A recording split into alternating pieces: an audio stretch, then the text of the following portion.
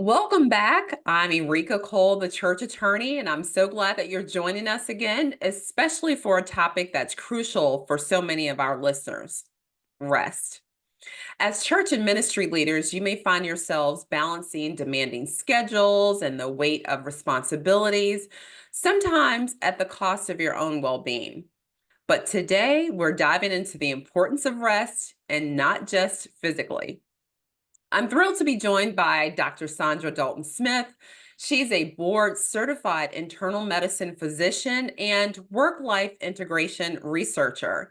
She is the author of one of my new favorite books, Sacred Rest, and has dedicated her career to helping people understand how truly rest is a word that often doesn't, rest is something that's in the world that doesn't often allow for it, but her insights on the connection between rest and overall health, especially for leaders in high stress environments like the church, are both profound and practical. I had a chance to see her at a conference last year, and as I mentioned, I read her book, I think when it first came out, and I've been following her with enthusiasm ever since. So let's dive into this important conversation about how rest isn't just a luxury, but a necessity, especially for those who are called to serve others. Welcome, Dr. Saundra, and thank you for being here. Thank you so much for having me, Erika. Good to see you. All right, so I'm going to dive in. As I mentioned, I love your book, Sacred Rest, and how you outline that there are actually seven kinds of rest. I also love the fact that right off the bat, you talk about how rest is not the same as sleep. So, as someone with a medical and research background, how do you define sacred rest and how does it differ from sleep? Yeah. So when I look at rest and sleep, I think for myself, oftentimes we think about rest primarily as a cessation activity. It's simply just stopping. But Mm. I'd like to look at rest more holistically, not just the stopping of things, but how do we pour back into the places that have been depleted? And there's a surrender that has to happen into that process. There's a intentionality. There's a need to prioritize rest for that to occur. And it requires us to really put rest back up in its rightful place as being something that deserves our respect. Right now, for a lot of us, rest is like the lesser cousin of work. If there's time and energy, then I'll put it into rest. Otherwise, I'm just going to keep working. And to me, that's why for myself, I had to change my shift to rest being something that was sacred, something that required my attention, and that I needed to set apart time to make sure that it was included into my life. So I have a question for you. I love that. And frankly, it sounds very much like what Jesus said when he talked about remember the Sabbath to keep it holy, right? So this cessation, but also replenishing ourselves with rest, it seems like it's awfully biblical, but at the same time, it's something that often the church struggles with. Do you think that's true from your work? Oh, absolutely. Mhm. I always I find it funny, but it's not funny. But funny and I don't understand type of way funny that Sacred Rest, the book you mentioned, and I believe it was a Christian conference that you actually saw me at. The book came out in 2017. When the book came out, the world grabbed hold of a Christian book quicker than the church grabbed hold of it. I Mm. was on CNN Health and NPR and TED.com and all of these organizations that say they want nothing to do with Jesus were actively promoting and selling my book, where over half the book talks about Jesus, more so than the church was. It actually wasn't until really just this past couple of years, 2023, when similar affiliated church type TV shows and organizations actually started inviting me in to talk about the book. And I think that there is a disconnect because Sabbath keeping is something that is set from the very foundation of the conversation about how we are to live and work and praise God with our efforts. And I think a lot of us have gotten to the place where we feel like Sabbath keeping only means sleep, but that is not how the Jewish culture does Sabbath. Sabbath is about being poured back into in those seven areas: physical, mental, spiritual, emotional, social, sensory, and creative. That's the foundation of the work. And the fact that the world grabbed a hold of that foundation, even a world that does not believe in Jesus, is shocking. Well, I love the fact that you get into these seven areas and you talk about really how this is a divine promise. I mean, this is the language that I'm using, but I sort of my takeaway is that this is a divine benefit that God means for his people to enjoy. And yet and still it's something that a lot of times leaders, especially in the church, from my observation and even my discussion, they struggle with this area of rest. I'm curious, what connection do you see between a leader's ability to rest and their ability to lead well? Do you see a connection there? Oh, absolutely. I think a large part of some of the moral failure that we see in leadership, it has in part to do with their inability to embrace rest and what rest does for us in all of these different areas, how it actually helps keep us in a place of abiding, how it actually helps keep us in a place of being humble. It's so much deeper than just the physicality of needing to rest, although that's a part too. Your body's a temple, and if you wear the temple out, where is God going to dwell? So I think we have to realize that there's more parts to it than just I'm tired physically, so I need to sleep, but also looking at when you're tired emotionally or mentally, you're more likely to, or even socially, you're not having healthy social relationships, you're more likely to have some of these moral failures that we see leaders falling into because there is no reserve. You're at the end of yourself. I think one things that leader have to keep in mind is that from the very foundation of the creation story, mankind was created on the sixth day, not even the first part of the sixth day, but the second half of the sixth day. The first day of rest was the seventh day, and it was actually our first whole day on the earth after we were spoken into, told who we were, commissioned to be fruitful, multiply, all the things before we were ever actually set out to do the work, which is the next whole chapter of the Bible.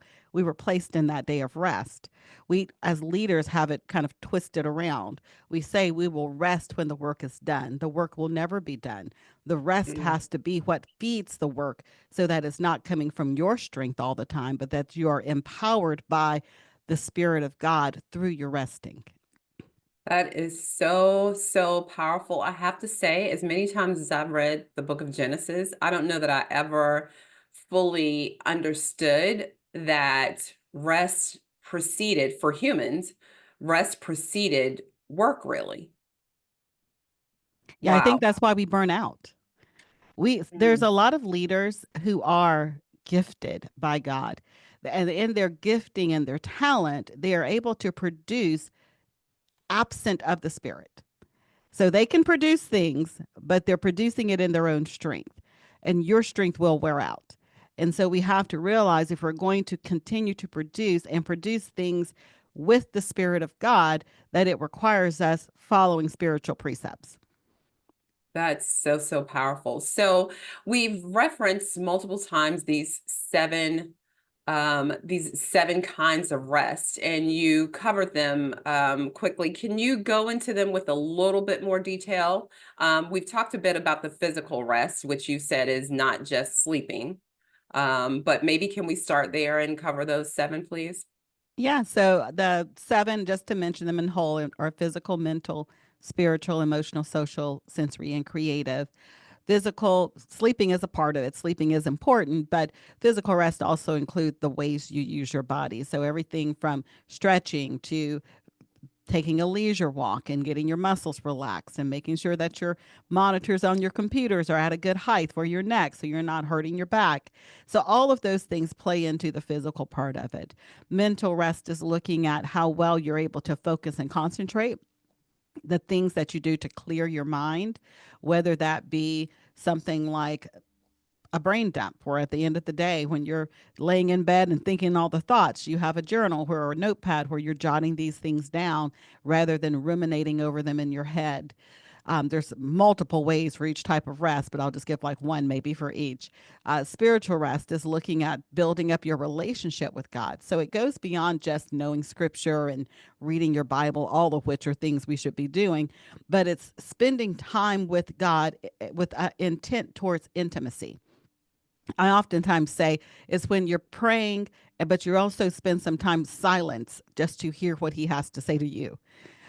The sensory type of rest is looking at the sensory inputs around you. So, light, sound, smells, all the things in your environment, and evaluating some ways you can downgrade some of that. That could be everything from turning off the notifications on your phone and your devices to cutting the lights off or dimming them in the evening time so that your body can start moving into its circadian rhythm and have that downset time period.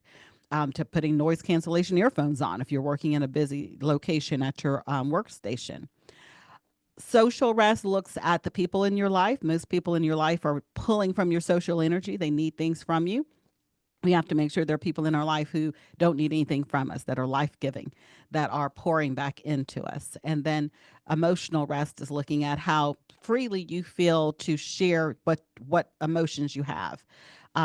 Taking out some of the people pleasing, not always having to kind of garner your response, because a lot of us have a professional emotional labor that leads to our emotional unrest because we're constantly having to taper our response, particularly in ministry.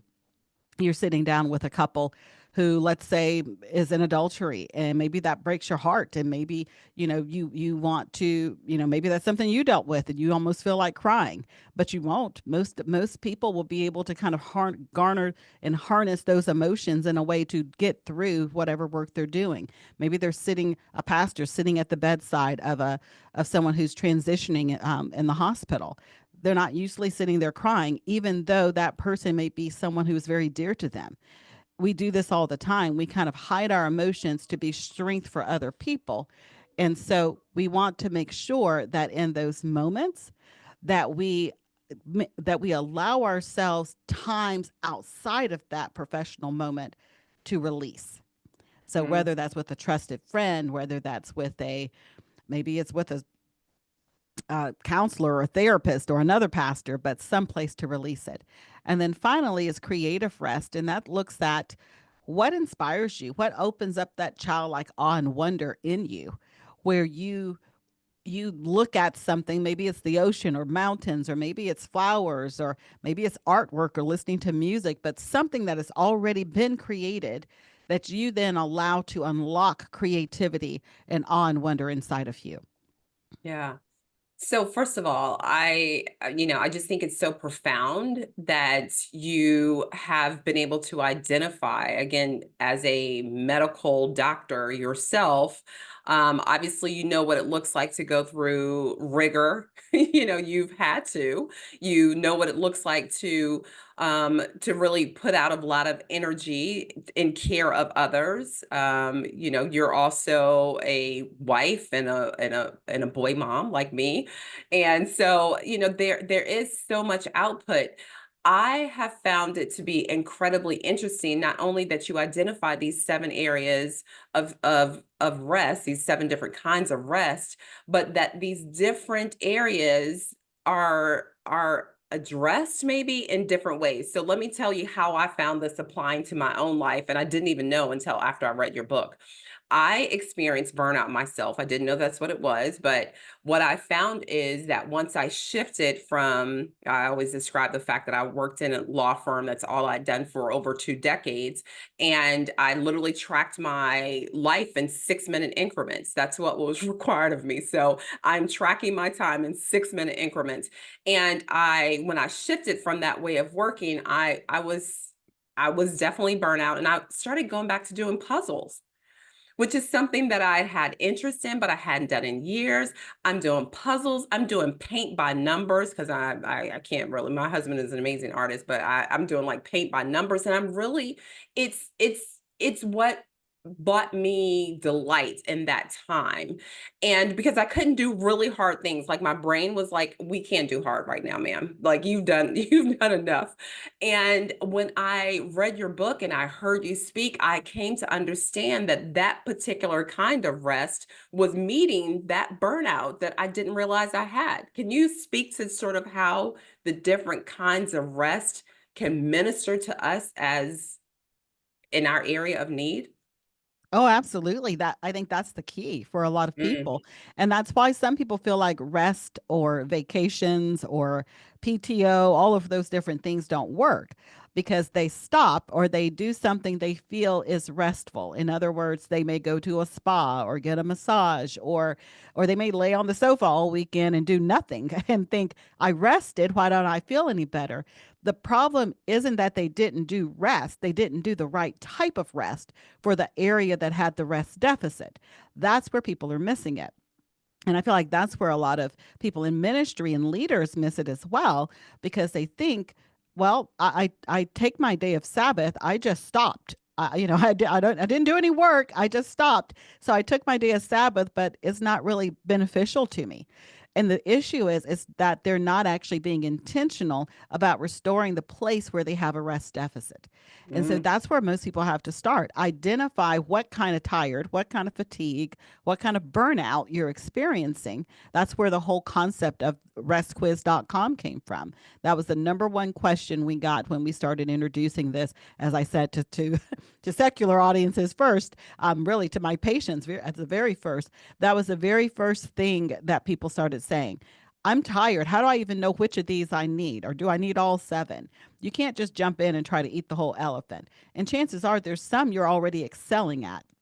But usually there's one or two areas where people either they didn't even know it was a thing that could be depleted, or they just never had been intentional about doing a restorative practice to pour back into themselves that way.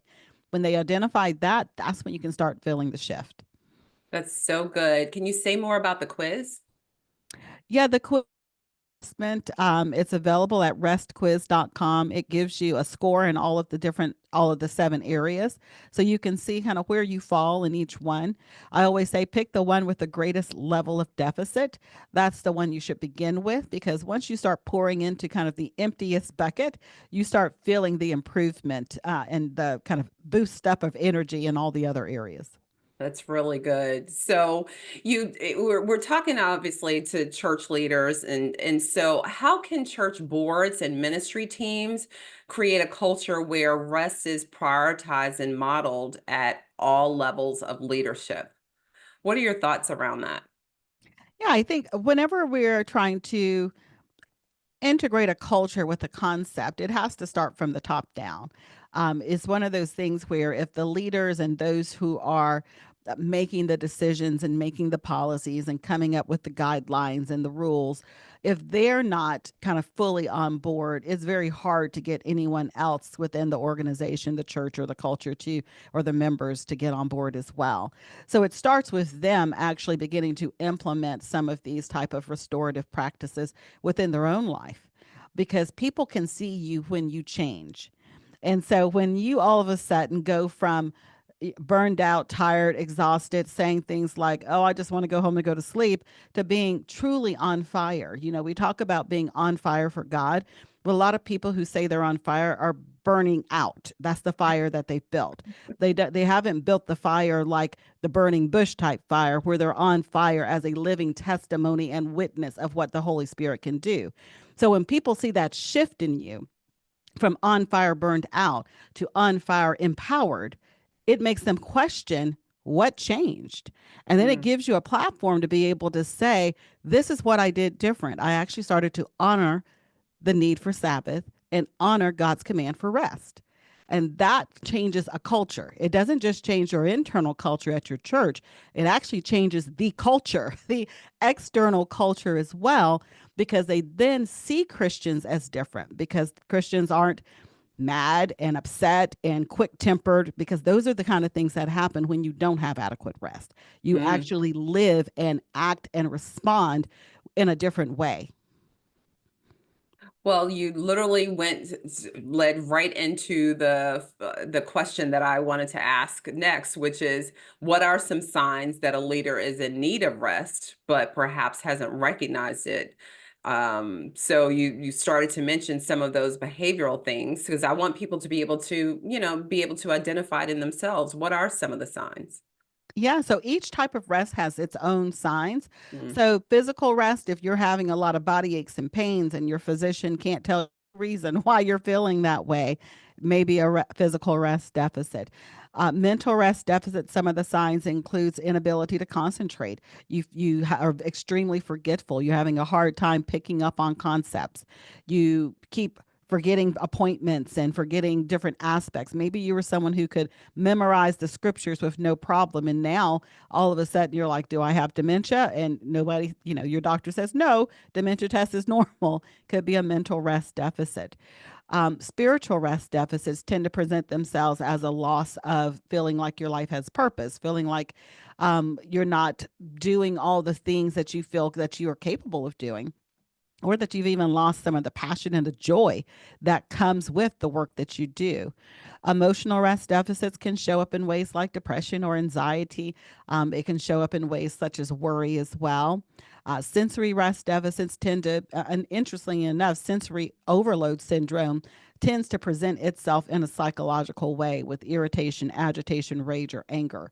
So if you find that you are very quick tempered, or if you find that you're extremely jumpy with like loud noises, or things are very irritating to you very easily, someone shows up to church in a hot pink outfit and all of a sudden you're kind of, it like irks you a little bit, that's a sensory overload issue, because it's that things that are very stimulating tend to be overly agitating to you. You can't enjoy the band anymore at church, or you can't enjoy loud music, or you can't enjoy some of these other things. Those can be a part of that as well. And then the final one is creative rest, is if you find that you don't have the ability to be innovative anymore. You're noticing that you can't think outside of the box, that you're having a hard time coming up with new ideas. And I think the only one I forgot was, since there was social rest. Signs of a social rest deficit is when you feel alone. You feel like you're the only one. You feel like you have no community, and you feel like everybody around you is expecting something from you. So you can't be your true self because you feel like, well, they're depending on me to be the example. You have to have people where you can actually just be real, raw, and authentic, and experience the freedom in that. I think you were touching specifically on the kind of overload that individuals can have where they feel alone, right? And I said Mhm. I have seen and heard that so much with leaders, because they often feel the mechanics of what is necessary in their role, but not the vulnerability. And some of that is I think unique to the church world, right? I feel like leaders in other industries, people aren't necessarily looking to them for perfection. They may be looking to them to, for the bottom line or for financial reasons, etc. But this whole idea of I can't be vulnerable and be myself does feel like a unique challenge in church. Is that something that you've observed in your work? Yeah, it pops up in a lot of different areas, but there is a I feel like there's a greater pressure on leaders within the church, as far as you mentioned, kind of this perfectionism kind of mindset, that they don't go through hard times, they don't experience depression, they don't get anxious, they don't have feelings, like some type of way they've turned into robots, and they don't have human feelings. I mean, even Jesus wept. So all of us have permission to feel whatever the feelings may be, but we tend to not allow that necessarily with our church leaders.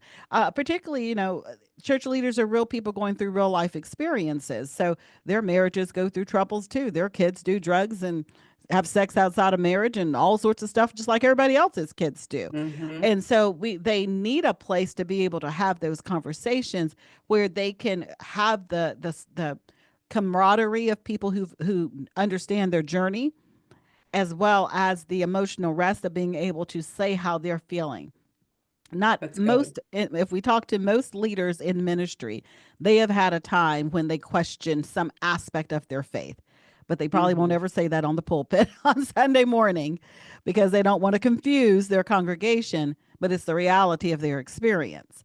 And so they need a place to go when those things happen so that they can have that type of conversation with someone. That's so good. Well, we're wrapping up, and I just want to ask you this final question for leaders who are just starting to recognize they've heard the conversation, they've heard what you've shared, they're able to better identify the need for rest. What would you say are your top three practical steps for church leaders to begin integrating sacred rest into their lives? Yeah, number one is identifying what type of rest that you need. So determine where it is you're pouring out energy that you don't have a plan for restoration, for pouring back into it. Number two is to decide on when are you going to honor the Sabbath? What does that look like for you? If you are in traditional ministry where you are speaking, let's say on Sunday morning, evening, whatever, then pick another day. It does not have to be exactly on Saturday or Sunday, but pick a set apart day that you are going to focus on receiving from God, being poured back into in these different areas. And number three, as far as something very practical, is not seeing rest as something that you have to just isolate for one day or just on vacation or just when you take a sabbatical. Restorative practices can be built into your life. You may have to build in some types of these restorative practices into a daily practice to keep yourself from getting to being depleted at the end of each week. I love this so, so much. Well, I'm thankful for each of you that's watching, that's listening. I would encourage you to subscribe. Also, I really admonish you to listen to, whether it's on Audible, buy you a copy of Dr. Saundra Dalton Smith's book, Sacred Rest.